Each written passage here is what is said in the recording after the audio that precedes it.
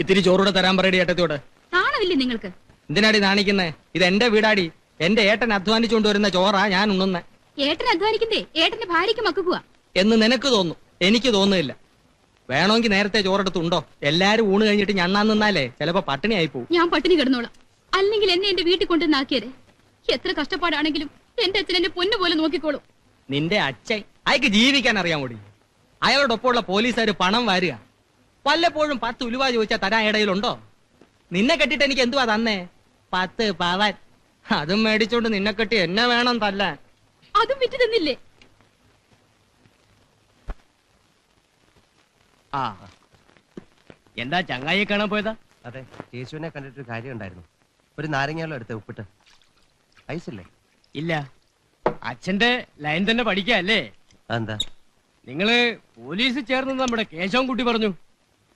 അങ്ങനെ ഓടിച്ചെന്ന് ചേരാൻ പറ്റുമോ? അവര് സെലക്ട് ചെയ്താലേ കിട്ടൂ. നിങ്ങക്ക് കിട്ടൂന്നേ. മനസ്സ് നന്നായ എല്ലാം നന്നാവും. സേതു നിന്നെ എവിടൊക്കെ തിരക്കി? എപ്പോ വന്നു? 1 മണിക്കൂറായി. അംബികയും വന്നിട്ടുണ്ട്. 1 മാസമായി ഇങ്ങോട്ട് വരണമെന്ന് വിചാരിക്കാൻ തുടങ്ങിയിട്ട്. ഒരു ഒഴിവ് കിട്ടണ്ടേ? ഇനി ഏതായാലും കുറച്ചു ദിവസം കഴിഞ്ഞിട്ടേ ഞാൻ പോകുന്നുള്ളൂ.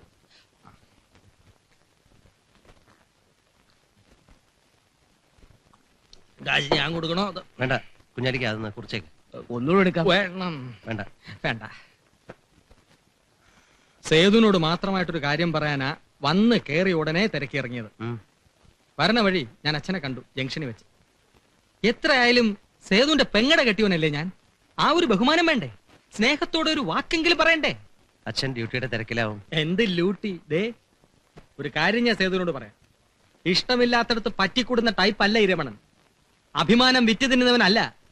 അടുത്ത വണ്ടിക്ക് തന്നെ തിരിച്ചു പോകണമെന്ന് കരുതിയതാ. പിന്നെ സേതുവിനെ അമ്മയൊക്കെ ആലോചിച്ചപ്പോ അത് ചെയ്യാൻ മനസ്സ് വന്നില്ല. സ്നേഹമുള്ളവനാ രമണൻ. അതെനിക്ക് അറിഞ്ഞൂടെ? ഓ, നീയെങ്കിലും ഉണ്ടല്ലോ എന്റെ കൂടെ. ബാക്കി എല്ലാവരും എന്നെ വെറുത്തോട്ടെ. ജോലി വേണ്ടെന്ന് വെച്ചത് എന്തേ? മുണ്ട് മുറുക്കി കൊടുത്ത് പട്ടിണി കിടക്കാം. അടിമപ്പണി ചെയ്ത് ശീലിച്ചിട്ടില്ല. മേലുദ്യോഗസ്ഥന്മാർ ഭരിക്കാൻ വന്നാൽ തലകുനിച്ചു കൊടുക്കാൻ എനിക്കറിയില്ല. എന്നിട്ട് തരുന്നതോ വെറും 1200 ഉലുവ. നമുക്കത് സീർട്ട് വലിക്കാൻ തകയൂ? നമുക്ക് മാസം ഒരു 10,000 രൂപ കിട്ടുന്ന ജോലി വേണം. SSLCക്ക് തോറ്റ വിഷയം പിന്നെ എഴുതിയില്ലേ? എന്തേ? വല്ല കളക്ടർമാരുടെയോ ചീഫ് സെക്രട്ടറിമാരുടെയോ ഒഴിവുണ്ടായിരുന്നെങ്കിൽ നോക്കാമായിരുന്നല്ലോ.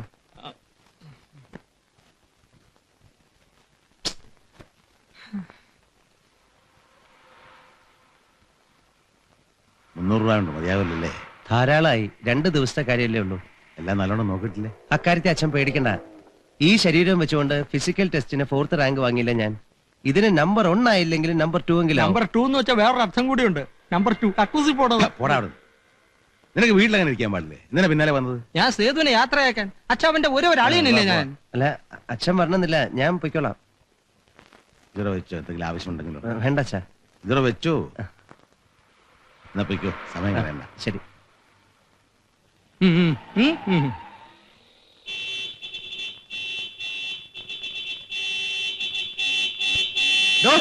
ഇത് നിന്റെ തന്ത സമ്പാദിച്ച മുതലൊന്നുമല്ല. വണ്ടി ഇവിടെ ഇടാൻ പാടില്ല സാർ. നോ പാർക്കിംഗ് എഴുതി വെച്ചിരിക്കുന്നത് കണ്ടില്ലേ? എഴുതി വെച്ചിട്ടുണ്ടെങ്കിൽ എന്താ? ഈ കടയിൽ വരണമെങ്കിൽ പിന്നെ തന്റെ നെഞ്ചത്തുണ്ടോ വണ്ടി? താനെന്തിനായി പോലീസ് കളക്ഷനെ പിടിച്ച് തള്ളിയത്? എന്റെ അനുവാദം കൂടാതെ എന്റെ വണ്ടിയുടെ ഹോൺ അടിച്ചേനാ. വണ്ടി എടുത്ത് മാറ്റ. എനിക്ക് ഈ കടയിലാ പോകേണ്ടത്. വണ്ടി എടുത്ത് മാറ്റാ. മാറ്റാൻ മനസ്സിലെങ്കിലോ? രാജു സാരമില്ല, ഇനി വന്നേന്ന് സാറേ. ഇത് നമ്മുടെ MLA യുടെ മോനാ രാജു. MLA യുടെ മോനായാലെന്താ? പ്രത്യേക നിയമമുണ്ടോ? ഉണ്ടെങ്കിൽ സ്റ്റേഷൻ വരാൻ പറ, അപ്പൊ കൊടുത്തുടാൻ വണ്ടി.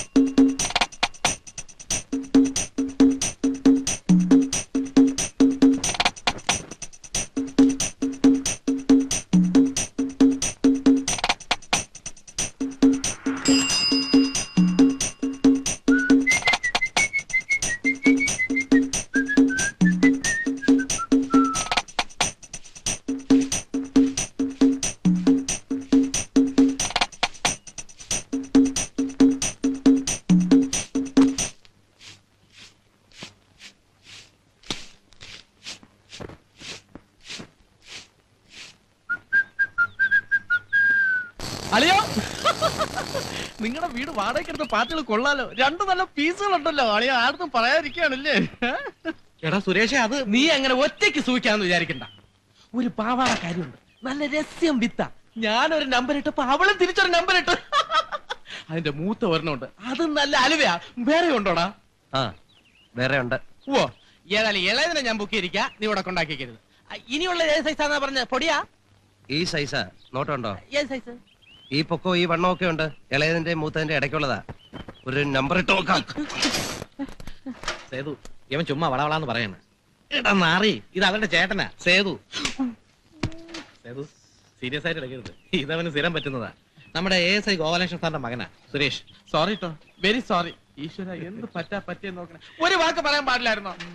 നീ വന്നേ.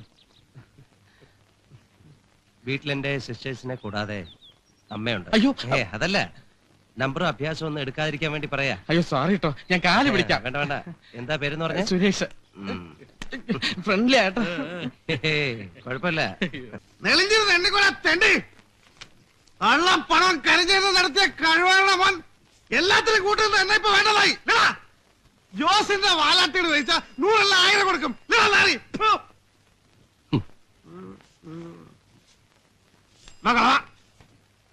തന്റെ വായി പണം തിരിയിട്ടുണ്ടോളാം.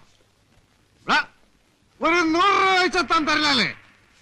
ഈ ഹൈദ്രസിന് അറിയാല, തന്റെ കൈ ഞാൻ വെട്ടിയില്ലെങ്കിൽ ഈ ഹൈദ്രസ് ഉസ്മാന്റെ മോനല്ല.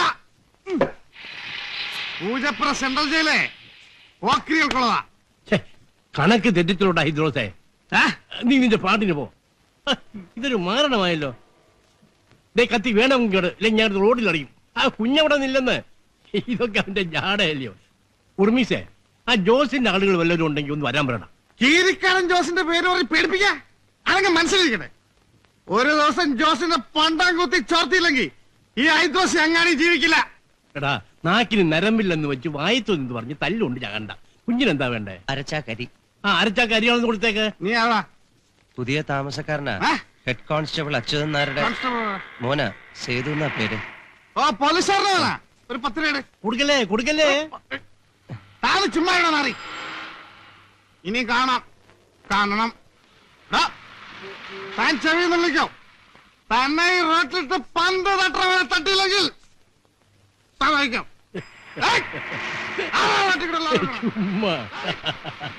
അരിയാണെന്ന് ഓർമ്മ. എന്റെ ഈശ്വര, മനസ്സുറപ്പിച്ച് എങ്ങനെ ജീവിക്കും ഇവിടെ? പോലീസുകാർ ഇതൊന്നും കാണുന്നില്ലേ? പോലീസുകാർക്കൊക്കെ കൈ നിറച്ച് കിട്ടുന്നുണ്ട്. അല്ലെങ്കിൽ പറയട്ടെ, കിട്ടണില്ല എന്ന് പറയുന്നില്ല. പക്ഷെ അതിലും വലിയ കാര്യം അതല്ല. നമ്മളെ കാര്യം വിട്, നമുക്ക് കുടുംബമായിട്ട് ഇവിടെ കഴിഞ്ഞുകൂടി പോണ്ടേ? എന്റെ അമ്മേ, ദേ ഇത്രയും വരുന്ന ഒരു കത്തി കയ്യിൽ വെച്ചാ കളി. അത് വെച്ചൊരു താങ്ങിയ കാര്യം കഴിഞ്ഞില്ലേ? പോലീസ് ആയാലും പട്ടാളമായാലും കത്തി കയറിയ ചാവും.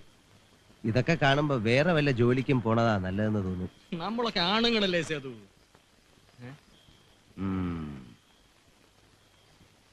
പോലീസിൽ ഒരു കൊല്ലത്തെ ട്രെയിനിങ് ഉണ്ട്. അതൊക്കെ കഴിഞ്ഞ് വരുമ്പോ നിന്റെ ഈ സ്വഭാവമൊക്കെ മാറും. പിന്നെ ഒരു ആന മതിച്ചു വന്നാലും ഒറ്റയടിക്ക് താഴെയിടാൻ തോന്നും. അല്ലേ അമീതേ? പിന്നെ അതൊക്കെ കഴിഞ്ഞു വന്ന പോലീസുകാർ തന്നെയല്ലേ ഇവിടെയും. എന്നിട്ട് ഈ മതിച്ച് നടക്കണേറ്റുങ്ങളെ നിലയ്ക്ക് നിർത്താൻ പറ്റണില്ലല്ലോ. എന്റെ പൊന്നു പെങ്ങളെ, ജീവന് പേടില്ലാത്ത പോലെ ആരാ ഉള്ളത്? പെങ്ങൾക്ക് ഇവിടുത്തെ കഥ വല്ലതും അറിയോ? ഇപ്പൊ ഈ കത്തി കാട്ടി പേടിപ്പിച്ചെന്ന് പറഞ്ഞില്ല ഹൈദ്രൂസ്. ഇവന്റെ ഒക്കെ ഒരു നേതാവ് ഉണ്ടായിരുന്നു ഇവിടെ, ഹസൻ. അവനാണ് ഇവിടെ ഈ മാർക്കറ്റ് ഭരിച്ചിരുന്നത്. തനി കാട്ടുപോത്ത്. അവനെ കൊന്നത് ഈ കീരിക്കാടൻ ജോസാണ്. വെട്ടി 10 12 കഷ്ടാക്കിയിട്ടല്ലേ ഇട്ടത്. അതും പട്ടാപ്പകൽ. അയ്യോ, എന്നിട്ട് കേസൊന്നും ഉണ്ടായില്ലേ? പിന്നെ കേസില്ലാണ്ട, പക്ഷെ തള്ളിപ്പോയി.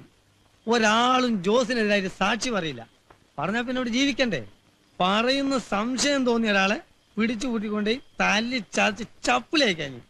പിന്നെ 5-6 മാസം കിടന്ന് നീര് വാങ്ങിട്ടാ ചത്തത്. എന്റെ ഈശ്വര, അവിടെ നിന്ന് തുടങ്ങിയതാണ് ഈ ജോസ്. 8-10 കൊലക്കേസിലെ പ്രതിയാ. ശിക്ഷിച്ചതോ വെറും 3 കേസിൽ. ജോസിന്റെ നേരെ ഒന്നിങ്ങനെ കൈ ചൂണ്ടിയാ പിറ്റേന്ന് അവന്റെ ശവം ഉറപ്പാ. തിരുവനന്തപുരത്ത് വലിയ വലിയ സ്ഥാനങ്ങളിൽ പിടിപാടുള്ള ആളാണ്. പിന്നെ ഈ പാവപ്പെട്ട പോലീസുകാർ ഞങ്ങൾ എന്ത് ചെയ്യാന്നാ പറയുന്നത്? എങ്ങനെങ്കിലും ഇവിടെ നിന്ന് പോയി കിട്ടിയാ മതിയായിരുന്നു. ഈ ആളെ എനിക്കൊന്ന് കാണണമല്ലോ. എന്തിനാ? അല്ല, വെറുതെ ഒന്ന് കാണാൻ.